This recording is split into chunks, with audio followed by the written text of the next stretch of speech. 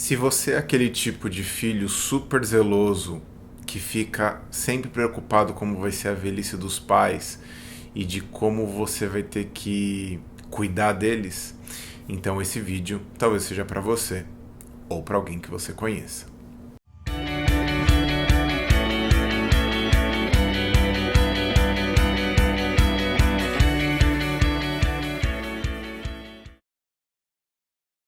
Não é tão incomum encontrar pessoas que vivem no seguinte cenário. Elas já se encontram por volta dos 25, 35 anos, se encontram sempre em algum limite bloqueadas amorosamente, elas se veem morando com os pais, até aí nenhum problema intrínseco nisso, mas você sente que não existe um avanço para uma situação de mais autonomia, de mais independência, e você começa a perceber que aquela pessoa vai fazendo escolhas de tal modo a evitar cada vez mais a autonomia, uma independência pessoal e escolhas cada vez mais alinhadas a ficar junto dos pais, cuidando deles, justificadas por motivos às vezes reais e às vezes fantasiosos de que os pais são pessoas impotentes, de que os pais são pessoas muito frágeis do ponto de vista físico, psicológico, financeiro. E é sempre muito difícil argumentar com esse tipo de pessoa, porque quando você vai falar qualquer coisa, ela apela a um tipo de argumento do tipo, mas você vai querer que eu abandone meus pais? Você quer que eu deixe eles num asilo, morrendo, apodrecendo, vivos? Quando a gente coloca essa imagem desse jeito, de fato não parece uma coisa interessante. No entanto, tem mais do que isso. É como se aquela família nunca tivesse de fato se proposto a favorecer a independência do filho. É como se fosse um filho criado para cuidar dos pais na velhice, de tal modo que essa velhice parece que começa desde muito cedo. Então a criança tem 5 anos, 10 anos e parece que ela já se vê preocupada com os pais. Que ela o tempo todo se coloca numa posição de importância, de responsabilidade. Se não for a minha presença, meus pais não ficam bem. Parece que eu sou o brilho dos olhos dos meus pais. Se essa pessoa tem irmãos, os irmãos, ela libera os irmãos para viver a própria vida deles e ela, como arrimo de família emocional, desde muito cedo, fica o tempo todo investindo na relação dos pais e nessa vida dos pais. Ou seja, não se trata exatamente de velhice, se trata de um tipo de relação simbiótica de uma família mais que não consegue perceber que existem limites entre ela. E de novo, essa pessoa vai justificar um monte de coisas para dizer que ela faz o que faz. Ela vai dizer que ela não quer se afastar muito da casa dos pais, ela vai justificar a questão financeira, porque ela quer ter condições ideais para sair de casa, e isso costuma nunca acontecer. Então, ao longo de mais de 15 anos de consultório, eu já atendi pessoas na fase dos 20 anos que usavam esse discurso, de 25 anos que usavam esse discurso, de 30 anos que usavam esse discurso, daí esse discurso começava já a não pegar muito, com 35, e aí quando a pessoa está com 40, 45, 50, aí em tese ela já entra naquela fase da vida em que de fato parece que os pais precisam mais dela do que ela precisa dos pais.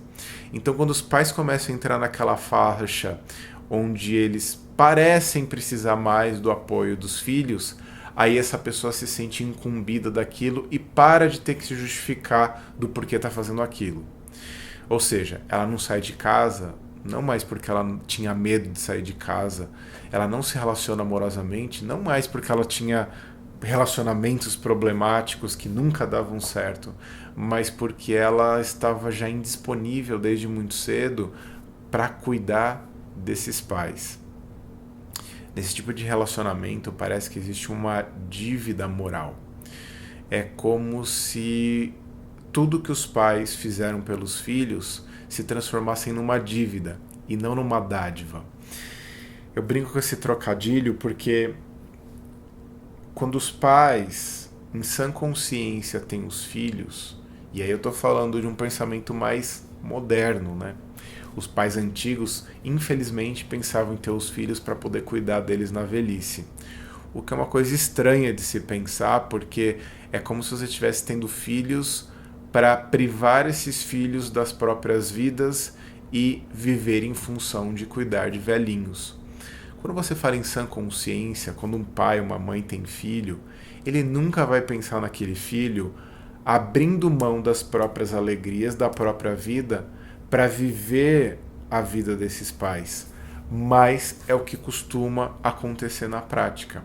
Os pais vão fazendo de conta que os filhos não têm uma vida própria, eles vão dando aquele apoio infinito para os filhos, eles infantilizam, né? É curioso porque é uma relação de infantilização mútua. Os filhos infantilizam os pais e os pais infantilizam os filhos. O tempo todo o que se pensa é: ele não é capaz de fazer as coisas por si mesmo. E esse filho, que se sentiu tão beneficiado ao longo da vida, ele sente que ele tem que devolver para os pais aquilo que ele recebeu. Ou seja, ele não consegue sentir que ele pode ir em frente. Mas pensa do ponto de vista mais filosófico. Qual é o sentido do fluxo da vida? Seguir dos pais para os filhos e ter que retornar dos filhos para os pais. Imagina quanto de dinheiro que os filhos deveriam devolver para os pais na hora de pagar essa dívida. Como é que você paga uma dívida de vida? Você morre pelos seus pais? Talvez esse seja o ponto. Você se sente não podendo viver a sua vida porque você sente que essa vida pertence aos seus pais. Só que se fosse uma relação saudável, feliz, livre, os pais entregariam o bastão para os filhos e os filhos passariam o bastão disso para outra geração. Seja através do trabalho, seja através de um relacionamento, seja através dos seus próprios filhos. Não é obrigatório ter filho nesse sentido. Mas você passa para frente o bastão e não devolve para a geração anterior. Então é como se os filhos tivessem sido sequestrados pelos pais. E tudo isso vai ser justificado por amor. E aí você vai me perguntar: Fred, então eles não me amam? Amam. Só que o amor, como eu já falei várias vezes em outros vídeos de relacionamento amoroso, ele não está livre dos nossos condicionamentos e dos nossos vícios emocionais. Os pais, eles podem te amar, mas eles vão te amar com as limitações de personalidade, de visão de mundo que eles têm. Não é porque são seus pais que são pessoas necessariamente sábias. Então, não adianta você alegar que seus pais te amam, porque o fato deles te amarem não exclui o fato de que eles podem estar podando a sua liberdade, porque às vezes seus pais também podem ter pendências da infância deles e seguirem como adultos agindo como crianças. E essas crianças, quando têm medo, elas contêm, elas se apegam, elas seguram as pessoas que elas amam em volta dela. E às vezes as pessoas que elas prendem são os filhos. Então, você, como filho, você talvez tenha pais com tanto medo de que você sofra que eles nunca te liberaram para viver a sua própria vida. E talvez esse medo que eles colocaram em você de que você não é capaz de viver a própria vida fez com que você desenvolvesse um medo da própria vida, e esse medo impediu você de fazer suas escolhas para longe da casa dos pais. Eu conheço muitas pessoas, já atendi muitos casos de pessoas que até trabalham, até ganham dinheiro, ganham mais dinheiro que os pais, se relacionam amorosamente, até casam, até têm filhos, mas elas nunca conseguem se desconectar da casa dos pais. Então os pais vêm antes de tudo e todo o resto vem depois. Mas pensa de novo, a família de origem ela se torna uma família de suporte quando você faz a sua própria escolha amorosa, familiar. Ela não vai mais ser a sua família nuclear. A sua família nuclear é a sua família atual. Já até falei de um vídeo desse sobre problemas com sogra. Então, se você quiser realmente dar orgulho para os seus pais, por mais que os seus pais tenham uma distorção da visão de mundo deles, você ser uma pessoa autônoma, independente e feliz para além deles é uma coisa que no fundo deixaria eles felizes. Por mais que eles queiram que você cuide deles na velhice, no fundo eles querem que você seja feliz. E se você for feliz, isso é uma coisa que vai deixar eles felizes também. E é claro que você pode ajudar seus pais, é claro que você vai dar suporte, mas não às custas de você sacrificar sua vida, suas escolhas e sua felicidade. Uma felicidade não precisa vir sacrificando a outra. As duas podem acontecer.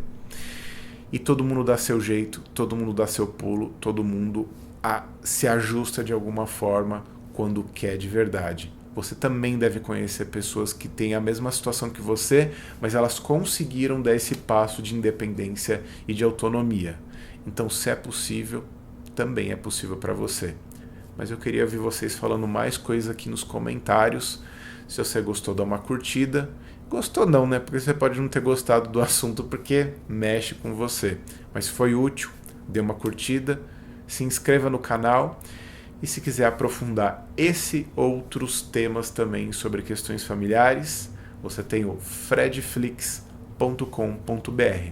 Se quiser me encontrar, mais informações a meu respeito, Fred Matos com 2 T's no Instagram e no sobreavida.com.br para mais informações a meu respeito. Tá bom? Um beijo, um abraço e tchau, tchau.